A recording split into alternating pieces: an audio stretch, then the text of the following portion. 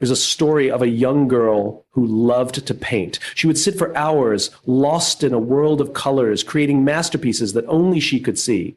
But as she grew older, the voices of doubt crept in. You're not good enough. You'll never make a living doing this. Slowly, she put her brushes away. Years later, she found an old sketchbook filled with her childhood drawings. As she flipped through the pages, she realized something. She had lost not just her passion, but her belief in herself. And at that moment, she made a choice to believe again. Today, she's a world-renowned artist. This isn't just her story. It's all of ours. Because here's the truth. The world doesn't determine your success. Your belief in yourself does. And today, I want to share 5 key principles that will help you strengthen that belief. We are taught from a young age that failure is something to be avoided. We grow up fearing the red marks on our school papers, the rejection letters, the moments where things don't go as planned. We're conditioned to believe that failure is the opposite of success. But that's not true. Failure is not the end of the road. It's the beginning of a new one. It's the moment when we learn, adjust, and grow. It's the space between who we are and who we're becoming. It's not a stop sign, it's a green light, urging us to move forward with more wisdom than we had before. Think about the people we admire most, the innovators, the visionaries, the ones who changed the world. They didn't get there by avoiding failure. They got there by embracing it, by learning from it, by refusing to let it define them. Thomas Edison didn't invent the light bulb on his first attempt. In fact, he failed over 1,000 times before he got it right. But he didn't see it as failure. When asked about those 1,000 failed attempts, he didn't say, I failed 1,000 times. He said, I found 1,000 ways that didn't work. That shift in perspective made all the difference. He understood that every failed attempt brought him one step closer to success. Yet most of us don't see failure this way. We experience one setback and start questioning our worth. We tell ourselves stories about why we're not good enough, why we should have known better, why we should quit. But here's the truth. Failure is not proof that you're incapable. It's proof that you're trying. It means you had the courage to take a step forward. The most successful people in the world don't avoid failure. They use it. They recognize that every setback holds a lesson. They don't ask, why me? They ask, what can I learn? And that simple shift in thinking changes everything. It turns failure from something that stops you into something that propels you forward. Consider the story of J.K. Rowling. Before she became one of the most successful authors in history, she was a single mother struggling to make ends meet. She wrote in coffee shops while her baby slept. When she finally finished her manuscript, she sent it to publisher after publisher, 12 rejections in total. Imagine if she had let failure define her. Imagine if she had stopped at the first rejection, or the 5th, or the 10th. The world would never have known Harry Potter. But failure doesn't just shape individuals. It shapes companies, industries, entire nations. Look at the biggest companies today, Apple, Amazon, Tesla. They didn't succeed because they got everything right the first time. They succeeded because they dared to try, to experiment, to learn from every misstep. Steve Jobs was fired from his own company before returning to make it one of the most valuable brands in the world. Amazon started as a small online bookstore before evolving into the giant it is today, making countless mistakes along the way. Tesla's early cars had major setbacks, but they kept improving, kept innovating, kept pushing forward. The truth is, the road to success is not a straight path. It's messy, unpredictable, full of twists and turns. But every stumble, every misstep, every so-called failure is just part of the process. It's refining you, teaching you, strengthening you. Imagine a world where we taught children to embrace failure instead of fear it. Imagine if we encouraged them to take risks, to try new things, to see failure not as a personal flaw, but as a necessary step toward growth. What kind of leaders would we create? What kind of innovations would emerge? What kind of future would we build? But this isn't just about children. It's about us. It's about the way we live our lives, the way we chase our dreams, the way we respond when things don't go as planned. Because there will be moments, many moments, when you fail, when you feel like you've given everything and still come up short. And in those moments, you have a choice. You can see failure as proof that you weren't good enough, or you can see it as proof that you're on the right path. You can choose to let failure break you, or you can choose to let it build you. You can choose to retreat, or you can choose to rise. Because every great success story begins with someone who refused to quit. So the next time you stumble, remember this: failure is not the end, it's the beginning. It's the moment before the breakthrough, the lesson before the victory. The only way you truly fail is if you stop trying. But as long as you keep moving forward, keep learning, keep growing, then failure is not something to fear, it's something to embrace. Because on the other side of failure is everything you've been working for. There is a voice inside your head narrating every moment of your life. It's there when you wake up in the morning, when you face challenges, when you experience moments of triumph, and even in the quiet moments when no one else is watching. And for too many of us, that voice is not a coach, not a supporter, not a friend, but a critic. It whispers doubts, magnifies fears, and tells a story that doesn't always serve us. Imagine for a moment that your best friend comes to you after a long and difficult day. They sit down, look you in the eyes, and say, "I feel like a failure." Would you respond with, "Yeah, you probably are"? Of course not. You'd remind them of their strengths, their potential, and all the times they have overcome adversity. You would lift them up because you care about them. You would remind them that one bad moment does not define their worth, and that failure is just a stepping stone to growth. And yet, how often do we fail to extend that same kindness to ourselves? The story we tell ourselves matters. It shapes our decisions, our confidence, and ultimately our reality. Our minds believe what we repeatedly tell them. If we constantly say, "I'm not good enough," we will act as if that were true. If we say, "I can't do this," we will resist even trying. But what happens if we change that narrative? What happens if we become the coach instead of the critic? What happens if we tell ourselves the truth, the real truth, that we are growing, that we are learning, that we are capable of more than we know? Think about the greatest achievers in history, those who changed the world, those who defied the odds, those who inspired generations. Do you think their inner dialogue was filled with self-doubt and defeat? No, they chose to tell themselves a different story. They faced obstacles just like anyone else. But instead of saying, "This is impossible," they said, "I will find a way." Instead of, "I'm not smart enough," they told themselves, "I will keep learning." Instead of, "I will never make it," they said, "I'm just getting started." It's not about ignoring reality. It's not about pretending that everything is easy or that challenges don't exist. It's about choosing a mindset that allows us to keep moving forward. It's about recognizing that setbacks are part of the journey, not the end of it. And most importantly, it's about treating ourselves with the same level of respect and encouragement that we so freely give to others. Think back to a time when you achieved something you once thought was impossible. Maybe it was a skill you never believed you could master, a fear you conquered, or a goal you finally reached after years of effort. What was the turning point? Somewhere along the way, you changed your belief about what was possible. You shifted your inner dialogue from "I can't" to "I can." The challenge is that most of us don't even realize how often we engage in negative self-talk. We do it automatically, unconsciously, and without questioning whether or not the story we are telling ourselves is even true. But the good news is, just as we have the power to condition our minds for doubt, we have the power to rewire them for confidence, resilience, and success. So let's start now. The next time you hear that inner voice saying, "I can't do this," pause, challenge it, replace it with, "I'm still learning." When you catch yourself thinking, "I'm not good enough," remind yourself, "I am growing every day." When you feel overwhelmed, instead of saying, "I'll never figure this out," try saying, "This is hard, but I'll find a way." This isn't just about self-improvement. This is about creating a life that aligns with your full potential. It's about refusing to be held back by outdated beliefs, fears, and doubts that no longer serve you. It's about stepping into the role of your own best supporter, your own motivator, your own champion. Because the truth is, the way we speak to ourselves determines the way we show up in the world. And the way we show up in the world determines the life we create. So if you want to change your life, start by changing your inner dialogue. Make the conscious decision to be kind to yourself. Speak to yourself with the same encouragement you offer to others. Recognize your progress, even when it's small. Celebrate your efforts, even when the results aren't immediate. Because the story you tell yourself isn't just a reflection of where you are, it's the blueprint for where you're going. You are capable, you are learning, you are growing, and most importantly, you are enough exactly as you are in this moment. The world doesn't need more self-doubt, it needs more people who believe in themselves. And that starts with you.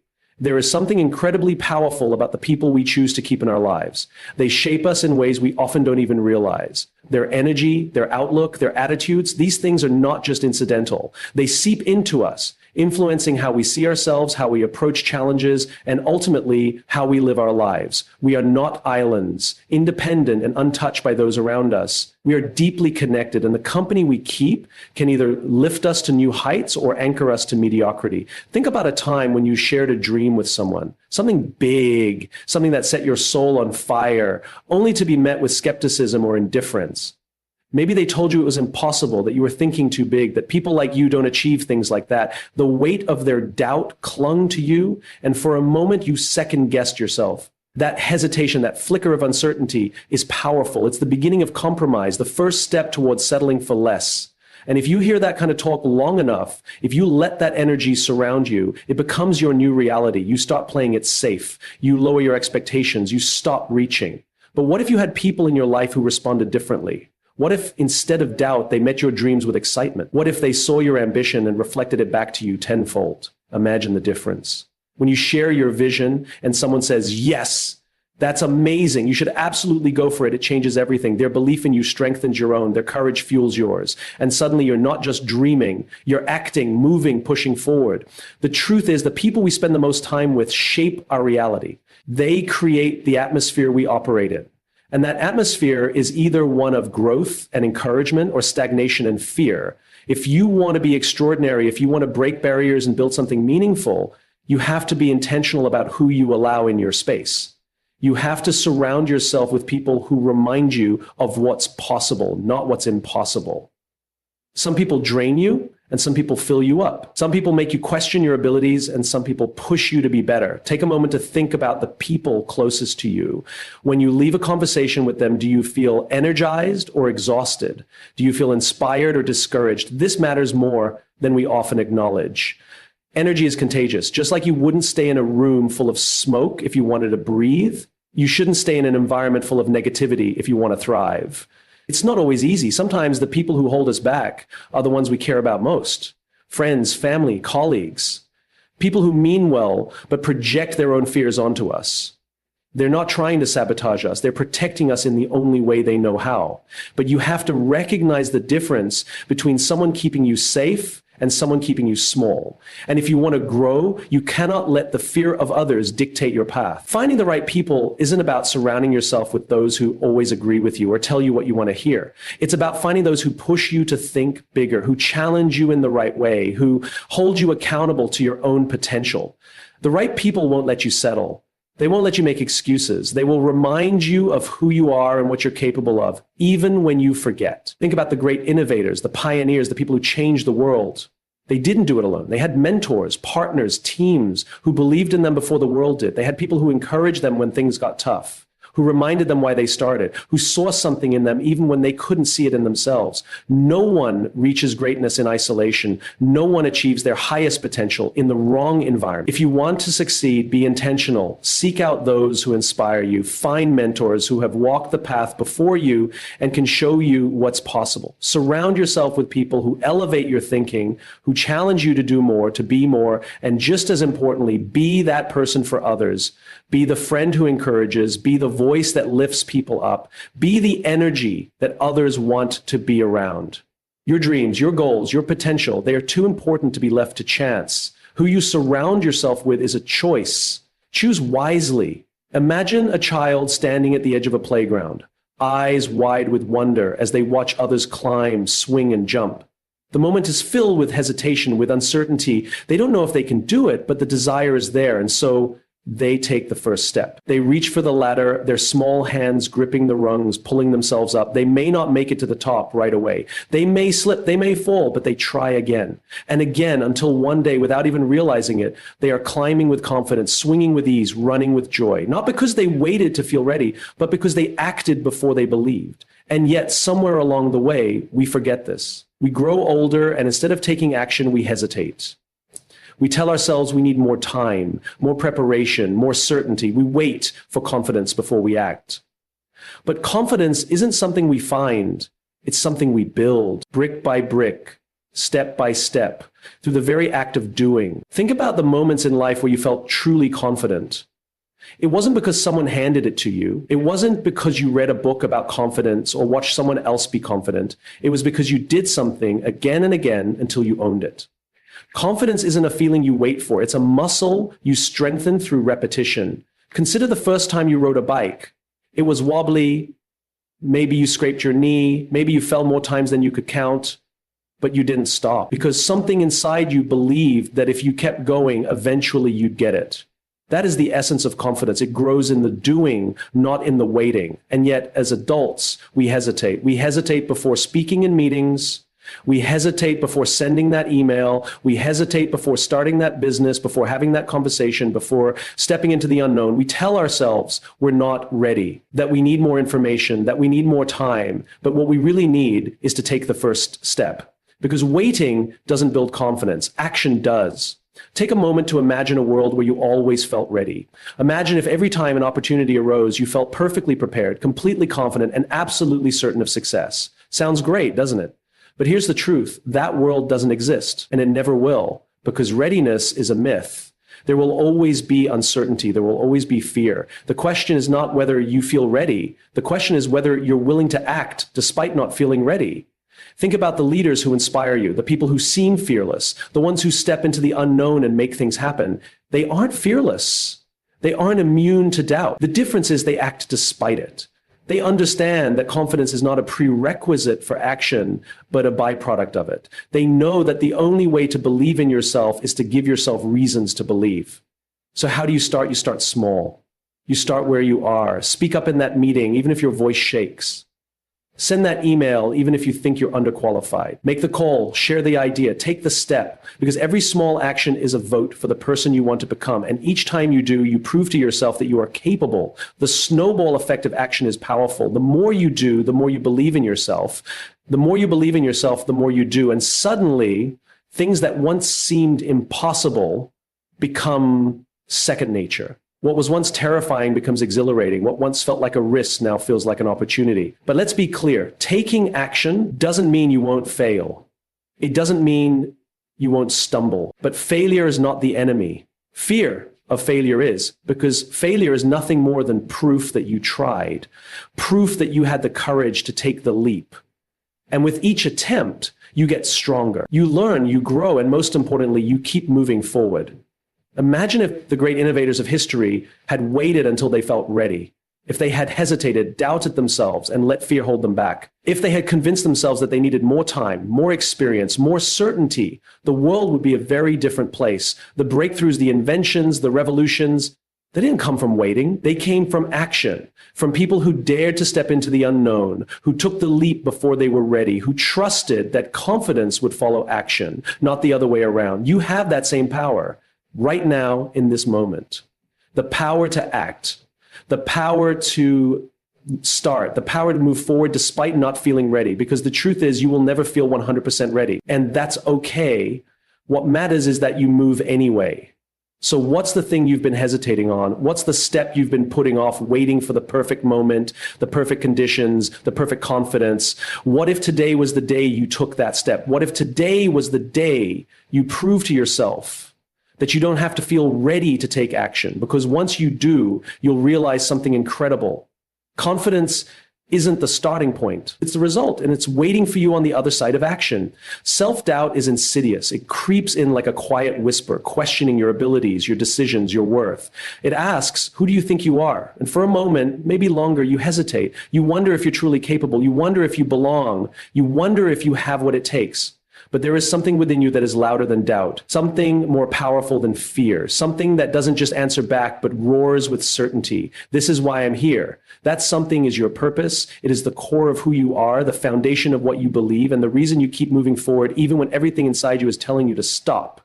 Purpose is not just a concept. It is the fuel that ignites action. It is the reason why the greatest leaders, the most accomplished athletes, the most brilliant artists don't just rise to the top, but stay there despite adversity. It is what makes them unstoppable. And the difference between those who succeed and those who don't is not talent, intelligence, or resources. It is the unwavering belief in their purpose. Think about the people who inspire you, the ones who push through rejection, failure, and setbacks. They are not immune to self-doubt. They are not fearless, but they have something more powerful than fear, an unshakable conviction in why they do what they do. They believe in something bigger than themselves, something that keeps them moving forward when giving up seems like the easier option. Purpose is not just about personal success. It is about impact. It is about contribution. It is about the difference you make in the lives of others. When you are deeply connected to your purpose, the work you do stops being about titles, recognition, or external rewards. It becomes about something greater. And when your belief wavers, when obstacles seem insurmountable, it is your purpose that will carry you through. When you know your why, you stop chasing validation. You stop seeking approval. You stop defining your worth based on temporary outcomes. Because your purpose is not tied to success alone. It is tied to meaning. And when you operate from a place of meaning, every challenge becomes an opportunity to reinforce what you stand for. Consider the stories of those who have changed the world. They were not the ones who had the easiest paths or the most resources. They were the ones who, in their darkest moments, in their toughest challenges, reminded themselves why they started. The ones who chose purpose over comfort, belief over fear, persistence over doubt. Your purpose is your foundation. It is what grounds you when the world tells you that you can't. It is what gives you strength when the path is uncertain. It is what gives you resilience when failure knocks at your door. Because when you know why you do what you do, the setbacks become lessons, the obstacles become stepping stones, and the doubts become fuel for your fire. There will be moments when it feels impossible, moments when you question whether you have what it takes, moments when the struggle feels greater than the reward. But in those moments, go back to your why. Remember why you started. Remember who you are here to serve. Remember the impact you are meant to create. Because purpose is not just a nice idea. It is the difference between those who dream and those who do, between those who start and those who finish, between those who hesitate and those who rise. It is what turns fear into courage, hesitation into action, and doubt into belief. So when self-doubt whispers, let your purpose shout louder. When fear tells you to stop, let your belief push you forward. When the path feels unclear, let your why be your guide, because your purpose is stronger than your fear. And when you hold on to that truth, there is nothing that can stand in your way. Believing in yourself isn't about never feeling doubt. It's about choosing to move forward despite it. Reframe failure. Change your inner dialogue. Surround yourself with the right people. Take action and never lose sight of your why. Because the truth is, the world doesn't need another person playing small. The world needs you, your gifts, your voice, your courage. And it all starts with one simple decision. Believe in yourself. The rest will follow. Thank you.